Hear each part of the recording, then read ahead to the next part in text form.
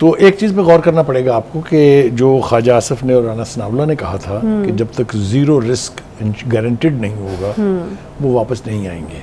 और वो बात हमें इसलिए भी समझ आ गई थी कि अगर उन्होंने वापस आके जेल ही जाना होता तो फिर वो बहुत पहले आ गए होते। फिर आप देखिए ना कि वो यहाँ से गए हैं 19 नवंबर 2019 को, और वो एग्जैक्टली 3 साल और 11 माह के बाद, यानी ऑलमोस्ट 4 साल के बाद वतन वापस आ रहे हैं।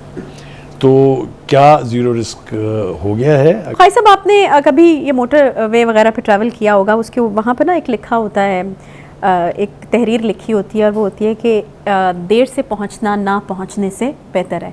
तो मेरे ख्याल में ये जो सिचुएशन इस वक्त हमारे सामने है ये कुछ उसी तरफ जो है वो इशारा कर रही है। मतलब वो बहुत सारी कहावतें फिर कही जा सकती हैं कि बहुत देर की मेहरबान आते आते, लेकिन फिर वही वाली बात है कि ना पहुंचने से तो बेहतर है। तो 21 अक्टूबर को फाइनली जो है वो मियां नवाज शरीफ साहब पाकिस्तान पहुंचेंगे, क्या तासुरात हैं आपके इस पे? देखिए, डेटें तो पहले भी बहुत दफ़ा दी जा चुकी हैं। अगर आपको याद हो, हमने सबसे पहली गलती की थी, जो बाद में हमने अपनी गलती मान ली थी, कि वो 14 अगस्त को आ रहे थे। तो क्या ये डेट फाइनल है? ये तो अब वक्त ही बताएगा। उनके भाई कह रहे हैं तो शायद हमारा पहले भी बहुत मुसद्दका हवालों से वो खबरें आई थी। बहरहाल, तो एक चीज़ पे गौर करना पड़ेगा आपको कि जो ख्वाजा आसिफ ने और राना सनाउल्लाह ने कहा था कि जब तक ज़ीरो रिस्क गारंटेड नहीं होगा वो वापस नहीं आएंगे।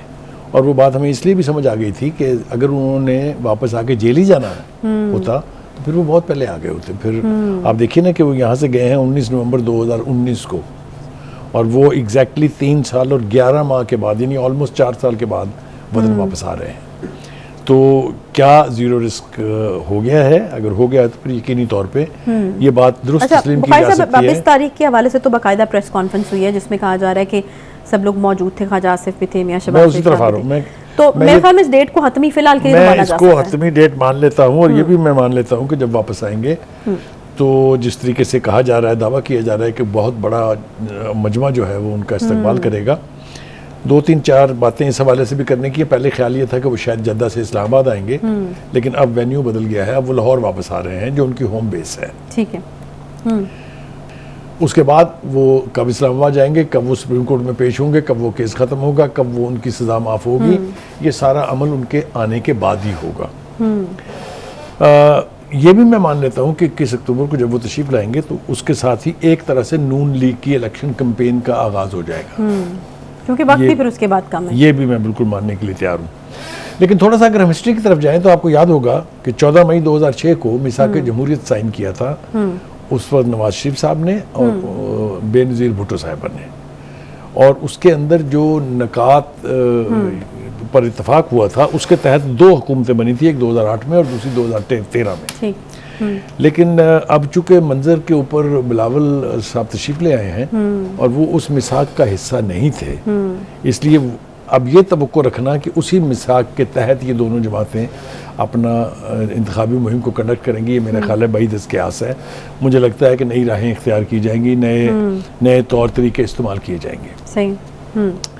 जो सबसे इम्पोर्टेंट बात है वो ये है कि जो आला सतह का इजलास इस वक्त हुआ है लंदन में, जिसमें सलमान शहबाज साहब थे, शहबाज शरीफ साहब थे, हसन नवाज थे, ख्वाजा मोहम्मद आसिफ वगैरह, सारी पार्टी की टॉप लीडरशिप वहाँ थी।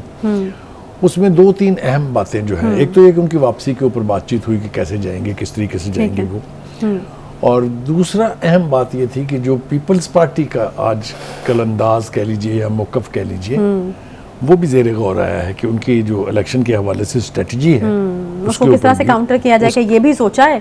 क्योंकि इस वक्त ऐसा लग रहा है बुखारी साहब कि अगर 21 अक्टूबर को भरपूर इंतखाबी मुहिम शुरू होनी है तो अभी तक मुस्लिम लीग नून ने सब चीज़ें होल्ड पे रखी हुई हैं। मरीम नवाज साहिबा आपको नज़र नहीं आ रही, जिनके हवाले से कहा जाता है जी वो क्राउड पुलर हैं, अच्छा बोलती हैं, मजमे को अट्रैक्ट करती हैं। बिलावल साहब तो अब हमें नज़र आ रहे हैं कि वो मौजूद हैं और स्टेटमेंट, मेरे ख्याल से उन्होंने सूरत हाल का सही फ़ायदा उठाया है और बड़े वक्त से उन्होंने अपनी इलेक्शन कैंपेन पार्टी की जो है वो शुरू कर दी है। जरदारी साहब भी लाहौर पहुंचा ही चाहते हैं, और आपको पता है लाहौर में जरदारी साहब आए अगर तो काफ़ी हंगामा कुछ ना कुछ करके जाते हैं। हाँ, कुछ ना कुछ करने के वो मास्टर हैं। सही। तो यकीनी तौर पे नून लीग के हलकों में और नून लीग की लीडरशिप में ये परेशानी ज़रूर मौजूद है कि पीपल्स पार्टी किस तरह की सियासत अब करेगी, किस तरह की इंतखाबी मुहिम जो है वो चलाएगी। दूसरी बात यह है कि आपने दुरुस्त कहा कि नवाज शरीफ साहब तो वापस आ जाएंगे, सब कुछ शुरू हो जाएगा। इस वक्त जो है PMLN की लीडरशिप कहाँ है? मरीम नवाज साहिबा क्या कर रही हैं? क्या ये वक्त नहीं है कि वो भी अपने अपने हलकों में जाएं, लोगों के साथ, अपने वोटर्स के साथ वो इंटरेक्ट करें। सही है। कब होगा ये, क्या इसका फैसला भी 21 अक्टूबर को होगा? इसका मतलब ये कि एक और महीना ज़ाया हो जाएगा। आपने होल्ड पे रखी हुई है तब तक आपने सारी हर चीज़ें। चीज़ जो है वो होल्ड पे रखी हुई है। दूसरी बात ये है कि ये भी बड़ा इंपॉर्टेंट है कि ये भी तय होना है कि आइंदा इंतखाबात के दौरान, इंतखाबात के लिए और इंतखाबात के बाद शहबाज शरीफ साहब का रोल क्या होगा। अगर इलेक्शन कैंपेन को नवाज शरीफ साहब ने लीड करना है तो छोटे भाई साहब क्या करेंगे? वो वापस वहीं आ जाएंगे क्या? क्योंकि देखिए पार्टी जो है वो भी वही नवाज शरीफ की है, वोट बैंक भी नवाज शरीफ का है, इसमें तो कोई दो राय नहीं है। तो फिर इनके जिम्मे क्या रोल नहीं, तो लगेगा? मोस्ट प्रोबेबली इनके जिम्मे वही पंजाब की सियासत हो सकती है जो कि वो पहले करते रहे, नहीं, बाकी मेरे भी ख्याल करते से रहे। इनके जिम्मे वही लगेगा। ये एक लिंक पिन रहे हैं between the military establishment and the party, तो वो रोल उनको सूट भी करता है और उस रोल की वजह से वो चाहते भी हैं उनके। तो मेरे ख्याल से कम्युनिकेशन के लिए शायद वो रास्ता इख्तियार आपने तो किया उनको जाए। मैसेंजर बना दिया। हमारे साबिक वज़ीर-ए-आज़म है बुखारी साहब, क्या करते हैं? बस वो जो भाई के लिए वो हर कुर्बानी देने के लिए तैयार चलिए, रहते बड़ी हैं, अच्छी इसलिए। बात है, ये तो पॉजिटिव बात है। देखें, दूसरी बात यह है कि युद्ध तो पड़ेगा, इसमें तो कोई शुबा नहीं है कि Punjab will be the main focus of which party performs better in Punjab. चाहे वो, और मैं इसमें शामिल करना चाहता हूँ, मैंने अभी तक रूल आउट नहीं किया है पीटीआई को। अच्छा, देखिए पीटीआई के धड़े ज़रूर बन गए हैं, लेकिन उनके बारे में भी लोगों के जहनों में सवालिया निशान है। ठीक है, क्या पीटीआई को as a party totally eliminate करने का फैसला है तो किसका फैसला है और कैसे किया जाएगा? अदालतों में उनकी लीडरशिप को तो आप घसीट सकते हैं, लेकिन जिसका जिक्र मैंने शुरू के पहले सेगमेंट में किया कि जो उनका वोटर है उसका आप क्या करेंगे? आप सड़क पे खड़े होके अगर किसी से पूछें तो आपको हर दूसरा आदमी नहीं बल्कि हर आदमी ये कहेगा कि वो वोटर है पीटीआई का। क्या ये सूरत हाल तब्दील हो जाएगी? क्या इस सूरत हाल को तब्दील करने के लिए कुछ ऐसे फैसले करने पड़ेंगे जो अपनी नौयत के एतबार से सियासी नहीं होंगे? क्या काजी फायज ईसा के आने के बाद अदालतों का रवैया तब्दील हो जाएगा? क्या फैसले मेरिट्स पर होने लगेंगे? क्या सहूलतकारी बंद हो जाएगी?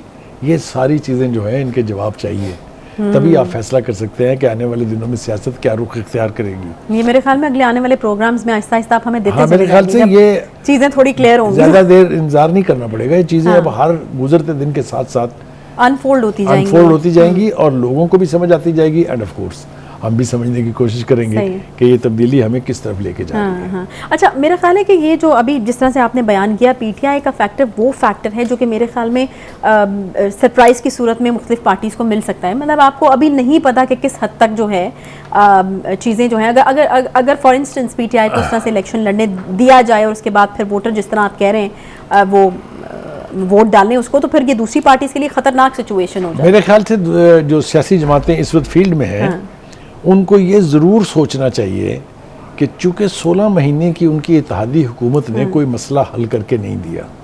सही है, एक ये 2018 से पहले की हुकूमतों को तो पीटीआई का वर्कर मानता ही नहीं है। सही है।